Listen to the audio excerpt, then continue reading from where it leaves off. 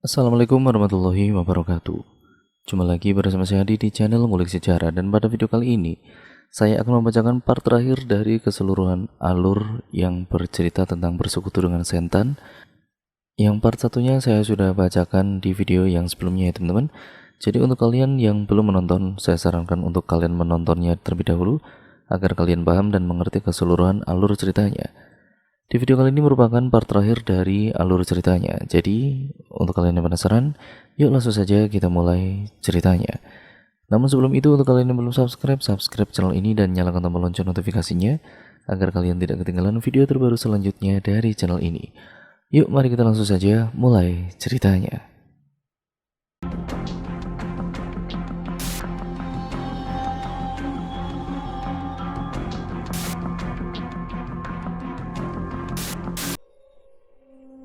Keesokan harinya saat aku sedang menyapu halaman rumah, ada mobil hitam yang berhenti menuju ke arahku.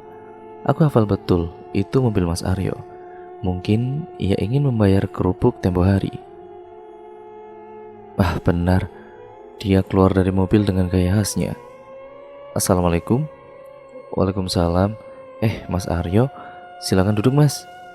Aku kemudian menjatuhkan sapu lidi yang tadi aku pegang dan duduk di teras bersama Mas Aryo. Mau minum? Nggak usah, aku kesini mau membayar uang kerupuk kemarin. Ternyata 135.000 ya. Mas Aryo menyodorkan uang pecahan 50 ribuan 3 lembar. Sebenarnya Mas, aku ambil kembaliannya dulu. Saat aku ingin beranjak ke dalam rumah, tangan Mas Aryo memegangku dan mencegahku untuk masuk. Ah, nggak usah, hitung-hitung itu biaya keterlambatan. Aku duduk kembali. Perasaanku yang tadi biasa saja kini berubah menjadi gugup. Jantungku berdebar apalagi tadi tangan Mas Aryo memegangku. Aku melihat sekilas bayangan seorang wanita masuk ke dalam rumah. Wanita yang mengenakan baju merah dengan rok hitam, seperti yang semalam kulihat bulu kutuku berdiri. Ada apa? Tanya Mas Aryo. Ah, tidak Mas, tidak ada apa-apa, jawabku sambil mengelus leher. Kalian hanya tinggal bertiga di sini? Tanyanya lagi.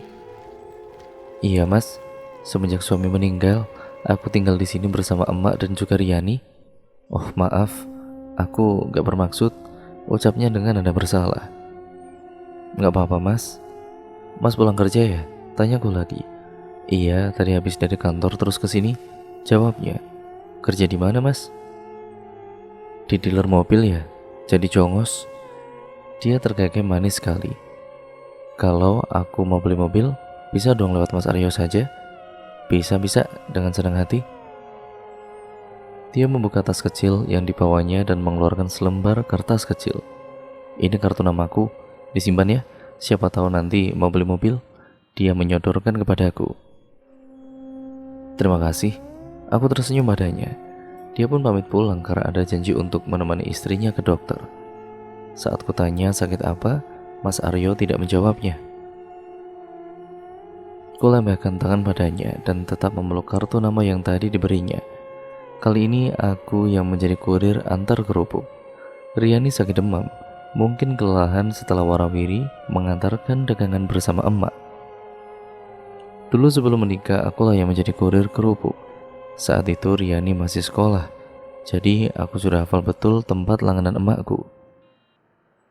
Setelah selesai membungkus si kerupuk, emak kemudian memasukkannya ke dalam karung berwarna biru besar, mengikat bagian atasnya, lalu kemudian meletakkannya di jok motor belakang. Memastikan karung itu kuat dan tidak goyang terkena terpaan angin, dirasa mantap, aku kemudian memulai mengantarkan sumber penghasilan kami. Hari ini ada 5 buah warung yang akan aku datangi menitipkan kerupuk-kerupuk ini. Cuaca mendukung, cukup cerah namun sedikit mendung di bagian utara, mengingat bahwa jas hujan selalu ku bawa kemana-mana.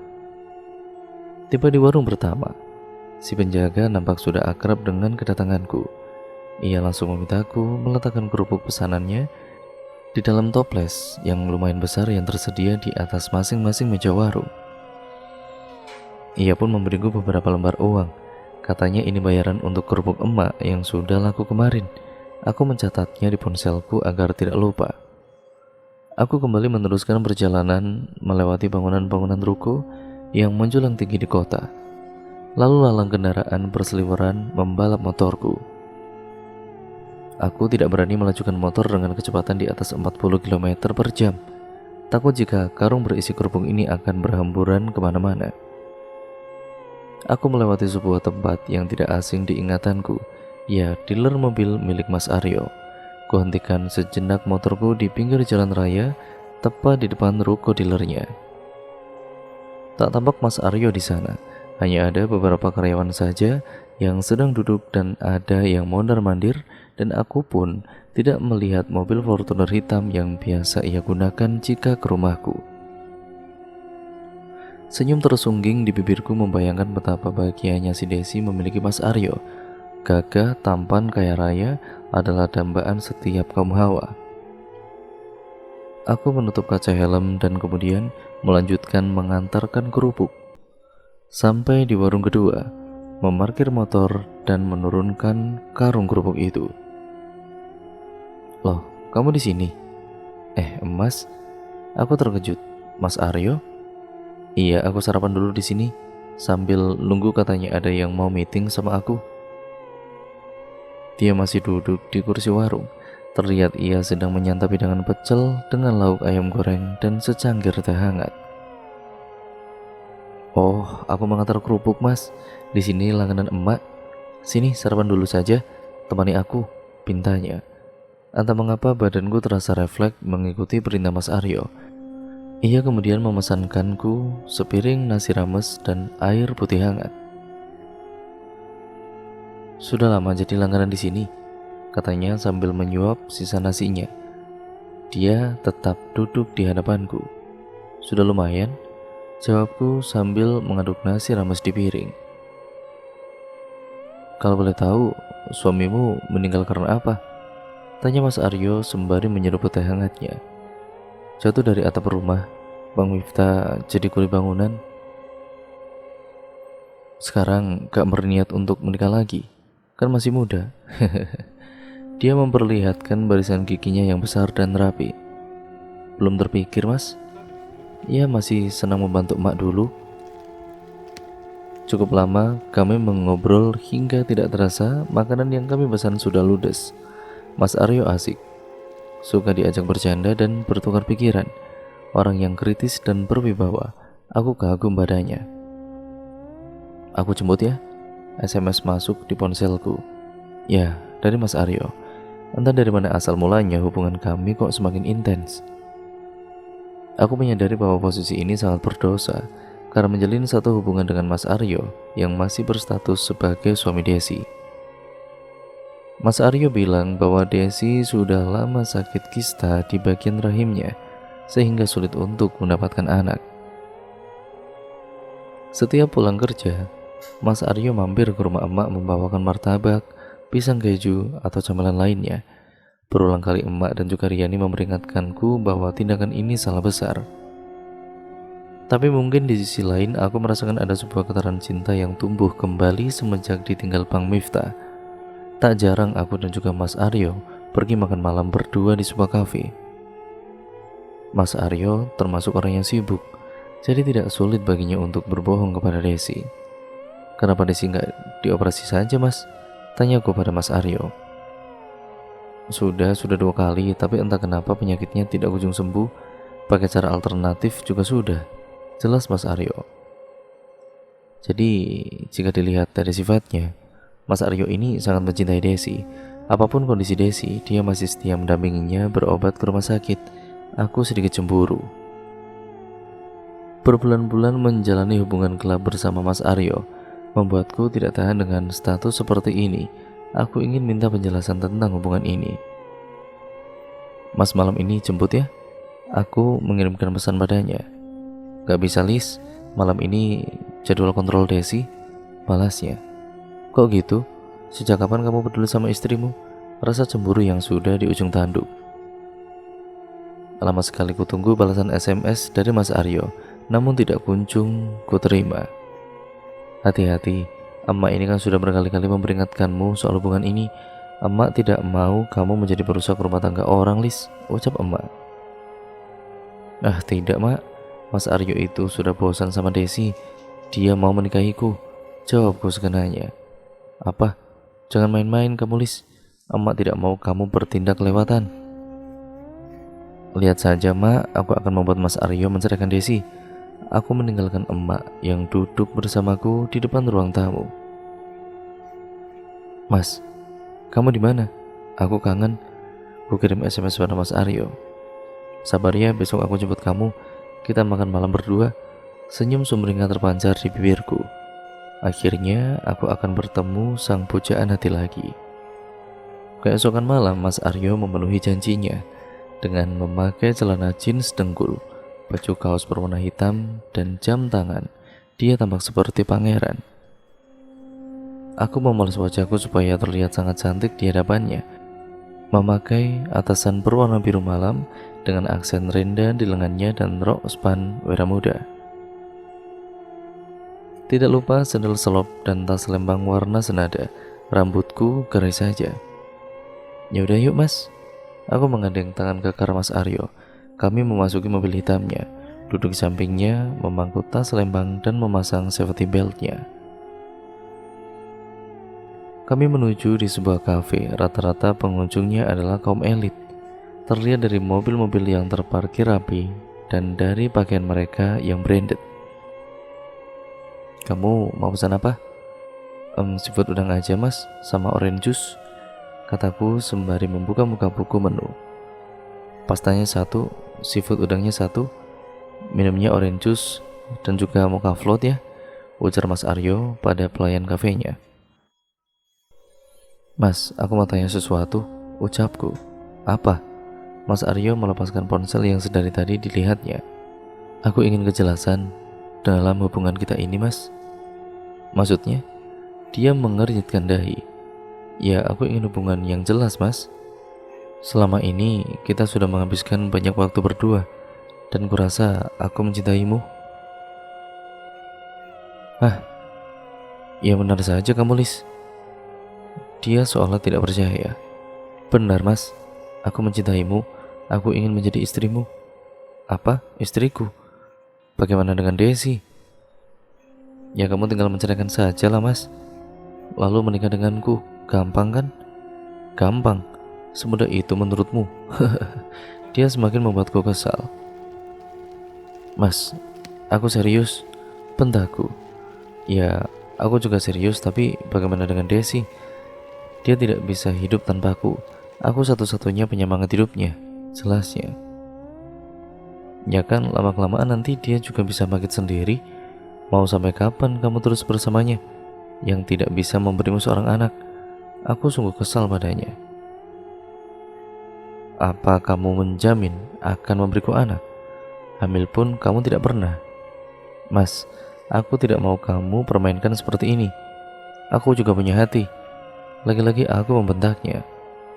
Siapa yang permainkan kamu? Aku sayang padamu tapi tidak untuk memilikimu, ungkapnya. Darahku semakin naik mendengar ucapan-ucapan yang keluar dari mulut Mas Aryo. Lihat saja aku akan membuatmu menikahiku.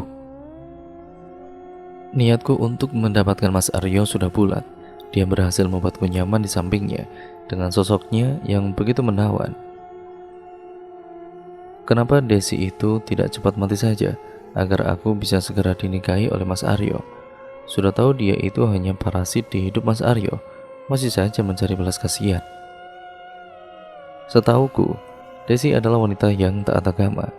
Selain waktu mengantarkan Riani tempo hari, aku juga sempat bertemu dengannya di suatu pusat perbelanjaan. Dandanannya lusuh, sama sekali tidak menggambarkan bahwa dia itu istri seorang manajer. Berbeda jauh denganku, apalagi semenjak tinggal di rumah emak. Penghasilan kerupuk meningkat drastis, dan aku selalu mendapatkan upah yang lumayan dari hasil menjadi kurir kerupuk emak. Upah itu aku gunakan untuk membeli kebutuhan make up, pakaian modis, dan tas yang bagus. Itu sebagai penunjang agar Mas Aryo tidak terlihat malu saat jalan denganku. Dia pernah bercerita kepadaku tentang penampilan Desi yang serba tertutup jika sedang berjalan berdua dengannya. Sayang, malam ini kita jalan yuk. Ku kirim pesan singkat pada sang pujaan hati. Lama sekali menunggu balasannya. Tiba-tiba ponselku berdering. Ada nama Mas Aryo memanggil. Dengan gembira, ku angkat telepon darinya. Assalamualaikum Mas. Waalaikumsalam Lis. Jawabnya di sana. Ada apa Mas? Malam ini aku tidak bisa menjemputmu.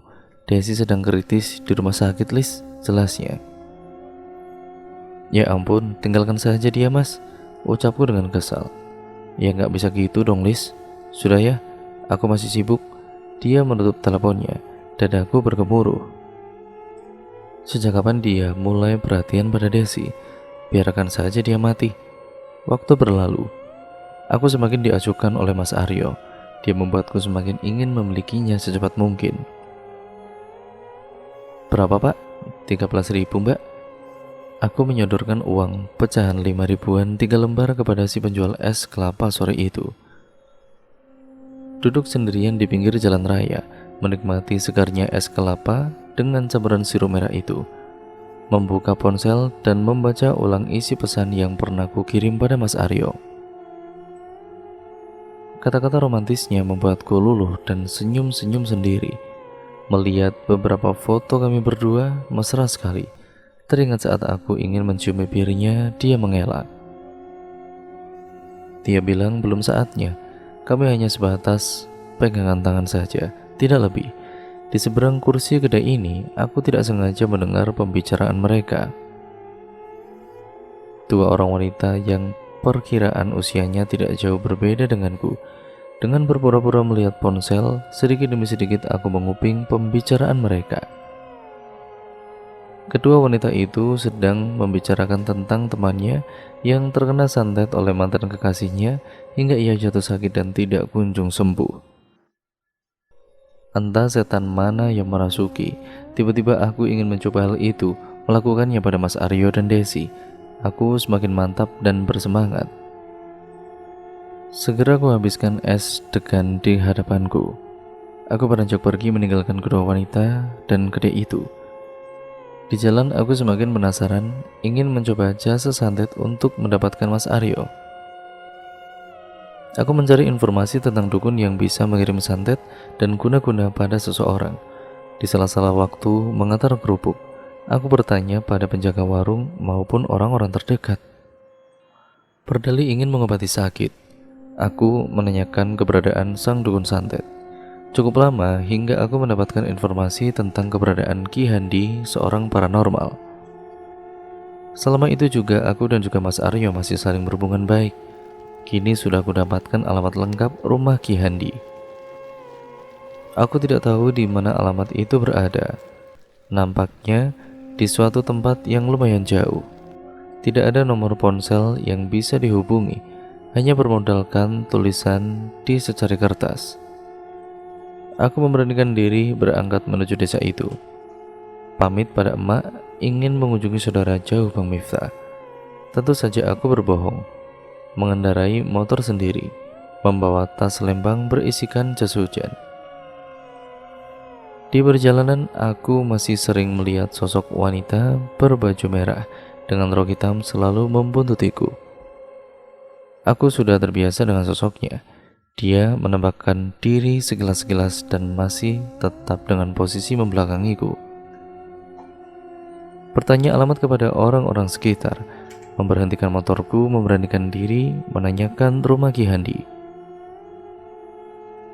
Di sebuah rumah kayu beratapkan seng yang sudah berkarat, semacam pondok di tengah sawah di halamannya, terdapat jaring persegi sebagai kandang itik miliknya. Sepertinya rumah itu tidak dialiri listrik karena tidak ada kabel yang melintasi atas rumahnya.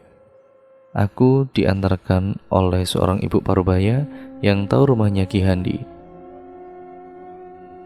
Ibu itu mengantarkanku sampai pinggir sawah saja dan menunjukkan rumahnya. Jalan yang licin khas tanah persawahan sedikit mengganggu keseimbanganku saat berjalan.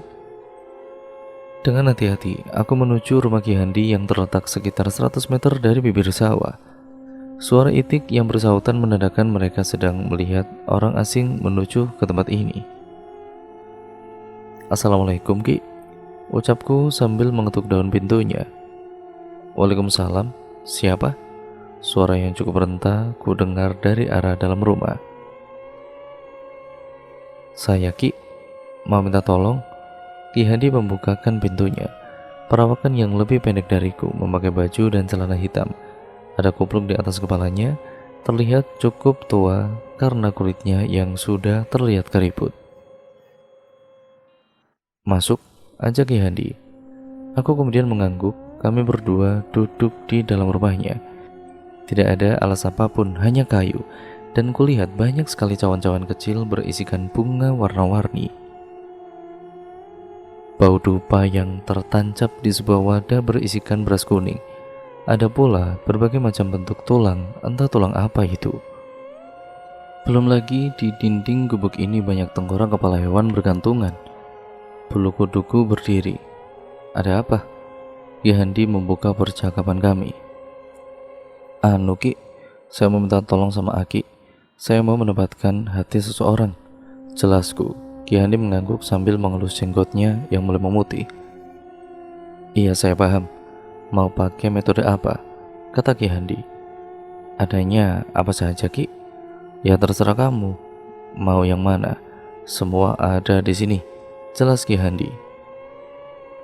Santet bisa. Kamu kesini bawa adik atau kakakmu? Ki Hadi bertanya. Aku celingukan. Tidak bawa siapa-siapa Ki. Hanya saya sendiri kok, jawab guguku. Oh, dia tidak suka kamu kemari. Dia bilang sama saya. Aku semakin terheran-heran. Mungkinkah sosok wanita yang berbaju merah itu?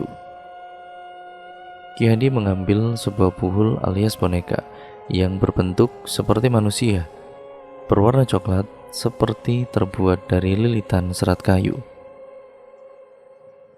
Mulutnya komat-kamit seperti membaca beberapa mantra. Matanya terpejam. Sesekali ia tiupkan hembusan napas ke boneka itu. Agak merinding melihat aktivitas Ki Hadi yang duduk di hadapanku. Hati kecilku sebenarnya ragu melakukan hal ini, tapi sisi lain, aku ingin mendapatkan Mas Aryo tanpa hambatan apapun. Bulu kutuk yang sedari tadi berdiri. Aku bisa merasakan sosok wanita berbaju merah itu ada di dekatku, tapi tidak bisa melihatnya. Siapa nama wanita yang kau maksud? Ucap Ki Hadi sambil memejamkan matanya. Desi Ki, jawabku gugup. Aku terus memerhatikan gerak-gerik Ki Hadi yang memegangi boneka itu. Ia celupkan boneka itu ke dalam cawan berisi air dan mahkota bunga berwarna merah dan beberapa melati. Sudah, katanya. Sudah apanya Ki? Aku masih terpaku. Ya sudah, ini kamu bawa pulang. Oh sebentar. Ki Hadi masuk ke dalam kamarnya, meninggalkan aku sendiri di ruang yang mistis ini. Ini, bawa ini juga. Ki Hadi menyodorkan secari kertas berisi tulisan yang gelu kuucapkan. Ini bacaan apa Ki? Tanyaku. Ini mantranya. Baca mantra ini sambil membayangkan wajah wanita itu. Kamu juga bisa menusuk tubuh boneka itu dengan ini. Ki Hadi menyerahkan sebuah jarum besar berwarna silver. Lakukan hal ini apabila malam tanggal 14 bulan purnama, tepat tengah malam. Dan jangan pernah kamu urungkan niatmu, karena kamu sudah masuk kontrak. Jelasnya lagi. Kontrak? Kontrak apa Ki? Tanyaku penasaran. Ya kontrakmu dengan boneka ini. Aku mengembuskan napas. Sejauh ini aku melangkah demi mendapatkan Mas Aryo. Masa bodoh, sudah terlanjur. Ingat, wanita yang kamu bawa, dia tidak suka kamu melakukan ini. Jadi, kalau kamu ingin dia menjauh, lakukanlah ini.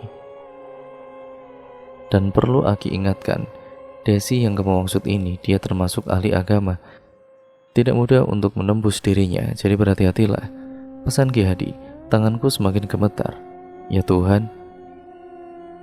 Aku menyerahkan amplop putih berisikan uang. Ki Hadi memang tidak mematok tarif atas jasanya. Pulang dengan membawa boneka mistis ini membuatku tidak tenang di perjalanan. Aku merasa banyak sekali yang membuntuti. Terkadang mereka memperlihatkan wujudnya. Ada beberapa yang buruk rupa dan bahkan bagian tubuhnya sudah tidak lengkap lagi. Sesekali, aku memberhentikan motor hanya untuk mengusap-ngusap mataku. Mungkin hanya halusinasiku saja, tapi tidak, mereka benar-benar mengikutiku. Ku beranikan diri dan menahan teriakan sekuat tenaga. Bau anyir darah sepanjang jalan tercium. Aku di antara sadar atau tidak. Sepertinya motor yang ku kendarai melayang sendiri. Perutku agak mual setelah melihat berbagai macam bentuk rupa makhluk halus yang tidak karuan. Tidak pernah sebelumnya aku melihat yang sebanyak ini. Menyisir jalanan hingga tiba di rumah. Kondisi tubuh sangat lelah dan ngantuk sekali. Assalamualaikum. Aku mengetuk pintu rumah. Assalamualaikum. Beberapa kali ku ketuk namun tidak ada jawaban. Kemana perginya emak dan juga Riani? Biasanya jam segini mereka masih asik menonton televisi. Aku mencoba mengintip di jendela teras, namun sudah tertutup gorden. Lampu teras pun mati. Ada apa ini? Kemana mereka? Ku rogotas mengambil ponsel dan mencoba untuk menelepon Riani. Tidak aktif. Tumben sekali. Aku duduk di kursi teras sambil menunggu mereka membukakan pintu. Jam berganti, hingga tiba hampir tengah malam. Lagi-lagi, aku coba untuk mengetuk pintu dan berteriak, tapi sama, tidak ada jawaban. Lelah badanku tidak bisa tertahankan, aku berbaring di upin teras dengan beralaskan bantal dari tasku itu, menutupi badan dengan jaket. Sial sekali hari ini. Sudah dilihatkan makhluk halus yang buruk rupa, rumah tidak ada orangnya. Semilir angin malam yang menerpa wajah, seakan mengelus mesra pipi dan membuatku terlelap tidur. Antara sadar atau tidak, aku seperti melayang menuju ke sebuah singgasana yang sangat indah. Di sekitarnya ditumbuhi aneka bunga berwarna-warni. Bau semerbak memenuhi rongga hidungku. Di dalam hatiku bertanya-tanya, di manakah ini? Tempat yang sangat asing bagiku. Aku berjalan menuju ke arah depan. Bisa ku rasakan di sekeliling banyak sekali makhluk-makhluk halus tidak berkaki. Mereka seakan melayang. Dan saat melihat kaki, aku pun melayang. Aneh, aku berteriak namun tidak ada suara yang keluar dari mulutku. Berkali-kali ku tampar wajah kalau ini hanya mimpi. Namun aku masih merasakan sakit. Berarti bukan mimpi. Seakan ada yang mengarahkan langkah. Aku sampai di sebuah kursi besar. Di atasnya terdapat mahkota berwarna emas. Sepertinya kursi yang empuk. Melihat ada alas busa di atas tempat duduknya. Besar sekali hingga melebihi kepalaku. Bunga-bunga terpasang di sudut kursi emas itu. Tidak ada siapa-siapa. Aku berusaha memalingkan tubuh, namun tidak bisa. Dalam sekejap, ada sosok wanita bergaun hijau memakai konde, mengenakan selendang berwarna hijau muda dengan hiasan bunga melati di atas kepalanya. Berwajah cantik, dan gaunnya menutupi kakinya. Siapa wanita itu? Aku masih tidak bisa mengeluarkan kata-kata. Lidah dan juga mulutku terasa terkunci sangat kuat. Kamu akan menjadi hambaku, ucap wanita itu. Hamba? Apa maksudnya? Tiba-tiba pandanganku menjadi gelap. Tubuhku jatuh. Aku tidak sadarkan diri. Mbak, bangun mbak. Aku merasa ada yang menggoyang-goyangkan tubuhku. Membuka mata perlahan, melihat sekeliling, rupanya aku sudah berada di kamar. Ada apa nih? Mbak tadi kenapa? Suaraku parau, badan sungguh lelah sekali. Mbak pingsan dari tadi malam, kata Riani. Pingsan? Aku memegang kepala, pening rasanya. Iya mbak, sudah 2 hari mbak tidak pulang. Tadi malam emak menemukan mbak sudah tertidur di teras, jelas Riani. 2 hari? Perasaan baru tadi malam aku sampai rumah lalu tertidur. Aku malas membahas ini. Aku yakin ini ada hubungannya dengan kunjunganku pada Ki Handi dan boneka itu. Riani membantuku duduk di atas kasur dan memberiku teh hangat. Emak kemana? Emak ke rumah Pak Ramli. Takut kalau Mbak ada apa-apa. Jadi emak meminta bantuan Pak Ramli. Pak Ramli adalah tetangga emak dan sudah dianggap seperti saudara sendiri. Suara orang ramai berdatangan masuk ke rumah. Emak dalam kondisi menangis langsung menuju ke dalam kamarku. Ya Allah, ya Allah Gusti, Alhamdulillah kamu sudah sadar, Lis. Emak memelukku. Kerumunan para lelaki yang datang membuat sumpah kamarku. Di antara mereka ada Pak Ramli. Atas permintaan emak, mereka semua pulang ke rumahnya masing-masing meninggalkan aku, emak, dan Riani. Emak mengambilkan makan siang dan menyuapiku. Akhir-akhir ini kamu bertingkah aneh, Lis. Ada apa sebenarnya? Tanya emak sambil menyuapiku. Mak, Lis boleh tanya sesuatu? Iya, katakanlah. Siapa sosok wanita berbaju merah dan memakai rok hitam itu, Mak? Emak terdiam, mengetikkan gerakannya memegang sendok dan menghela nafas. Dia kakak emak yang paling tua. Dia meninggal karena terkena guna-guna yang ia tunjukkan kepada selingkuhan suaminya. Aku terkejut. Pantas saja dia tidak suka saat aku berkunjung ke rumah Ki Handi kemarin. Emak bilang Bude meninggal karena sakit. Tanyaku penasaran. Iya, memang sakit. Sakit yang tidak kunjung sembuh karena ilmu guna-gunanya menjadi senjata makan tuan.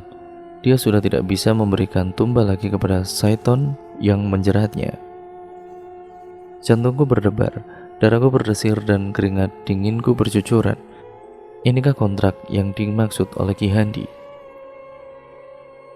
Malam bulan purnama tiba. Sore tadi aku sudah membeli sajen untuk ritual malam ini.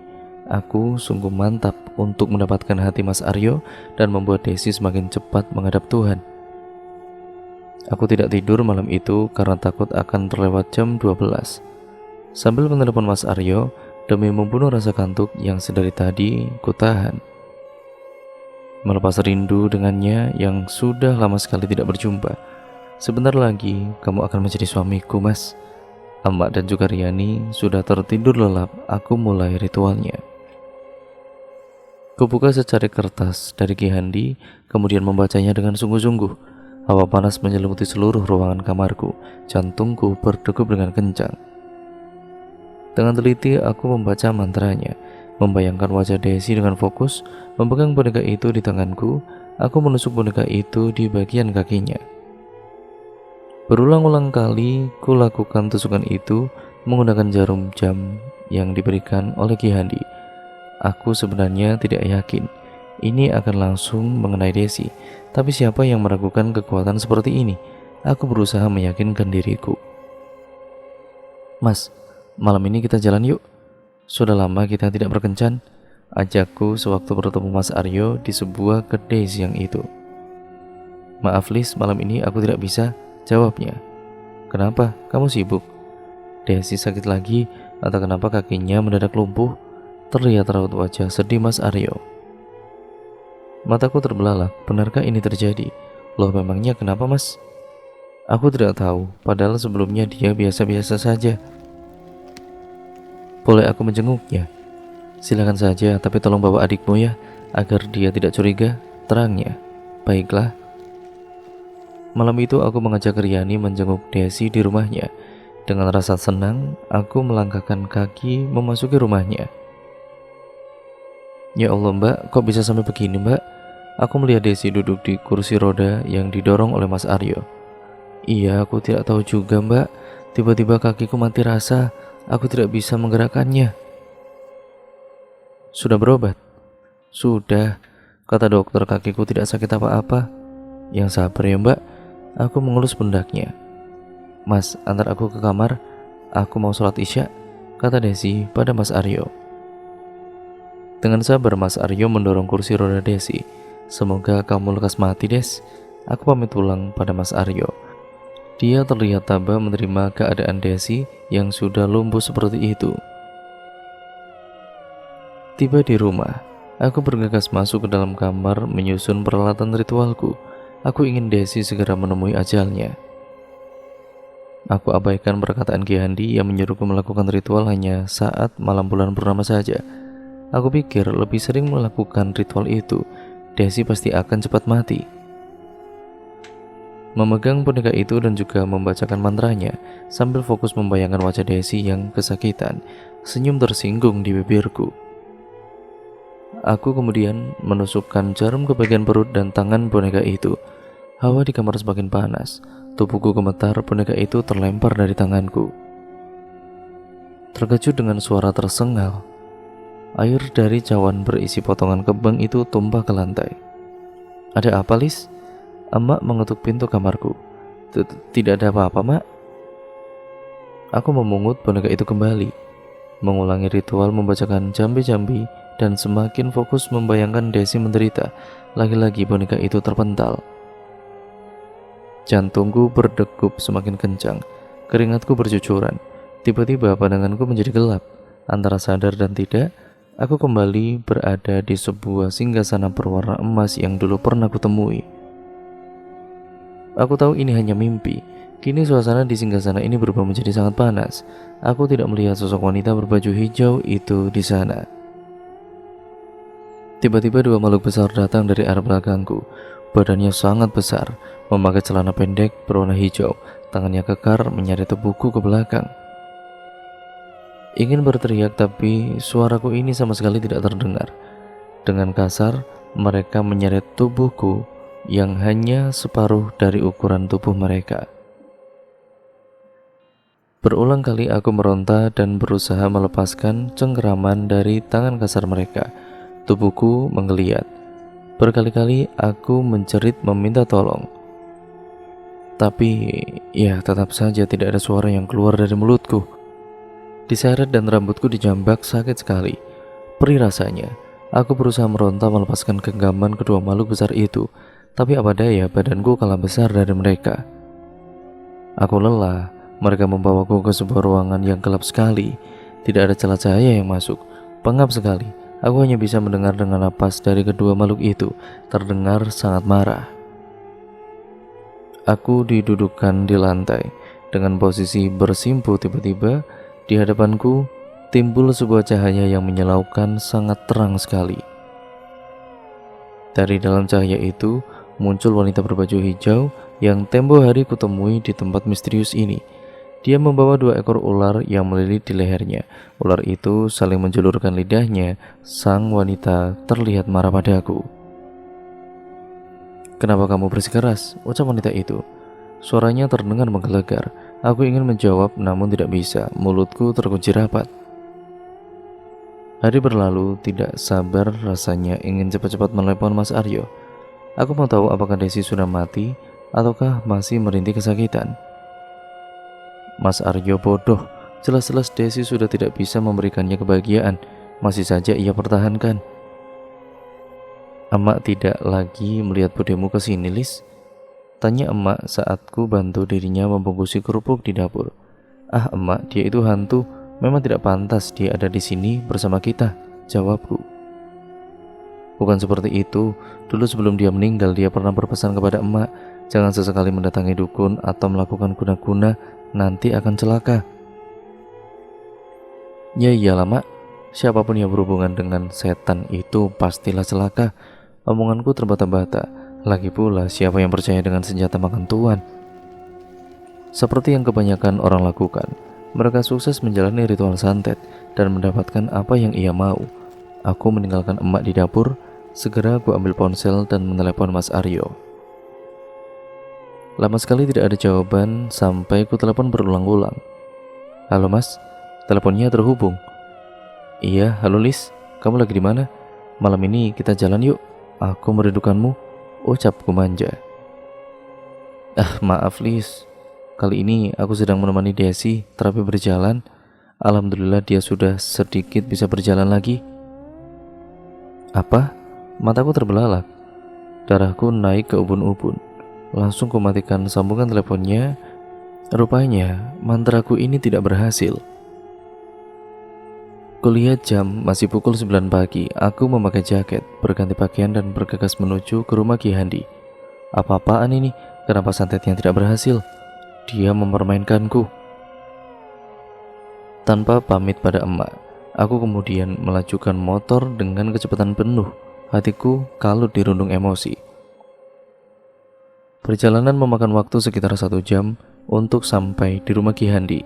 Setiba di rumahnya, aku langsung menggedor pintunya tanpa mengucapkan salam. Amarahku memuncak, dia membukakan pintu. "Ada apa?" jawabnya dengan suara parau. "Aku ingin minta pertanggungjawaban, Ki." "Pertanggungjawaban apa?" "Mari duduk dulu." Ki Handi mempersilahkanku untuk masuk dan duduk. "Saya sudah melakukan ritualnya 2 kali, tapi kenapa Desi malah bisa berjalan lagi, Ki?" ujarku menggebu-gebu. "Sudah Ki bilang, Desi adalah orang yang taat agama. Dia tidak mudah untukmu bisa mengirimkan guna-guna kepadanya," jelas Ki Handi. "Omong kosong, semua harus bisa ditembus." Aku marah padanya. Bagai orang yang kesurupan, ku hampur cawan-cawan milik Ki Handi dan jatuh berserakan. Ku banting hiasan kepala hewan yang menempel di gubuknya. "Apa-apaan kamu? Lihat Ki, aku akan membuat Desi mati." Ambisi kini menyelimuti diriku, panas menyelimuti badanku. "Kau akan membuat mereka marah." "Ah, pantesan." Aku pergi dari rumah Ki Handi dengan emosi yang memuncak. Tiba di rumah, aku langsung memasuki kamar, menggelar peralatan sajian untuk ritual kembali. Aku berusaha fokus dan tenang dalam membacakan mantra.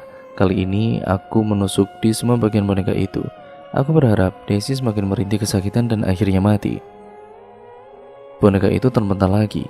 Aku bagai orang kesetanan, ku ambil dan mengulangi lagi bacaan mantra, tetapi tetap saja boneka itu kembali terpental. Aku mengamuk, berteriak dan juga mengamburkan alat sajian itu. Berteriak-teriak seperti bukan aku yang ada di dalam tubuh ini.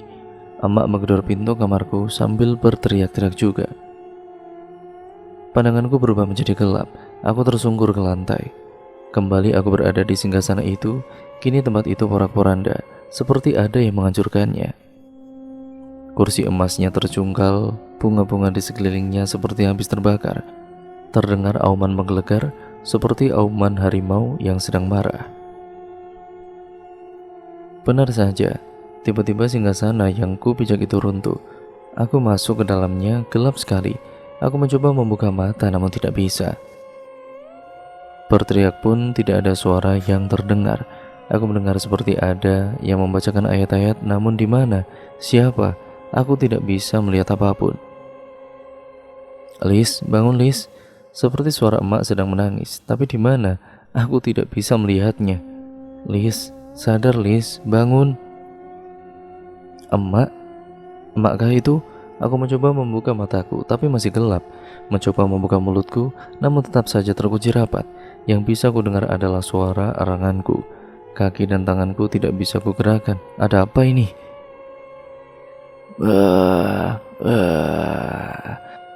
Hanya itu yang bisa ku keluarkan dari mulutku yang terkunci. Emak masih terdengar menangis. Dan tidak hanya emak. Nampaknya banyak sekali orang yang berada di sini, sedang berkumpul. Tapi aku di mana? Tubuhku sangat kaku sekali.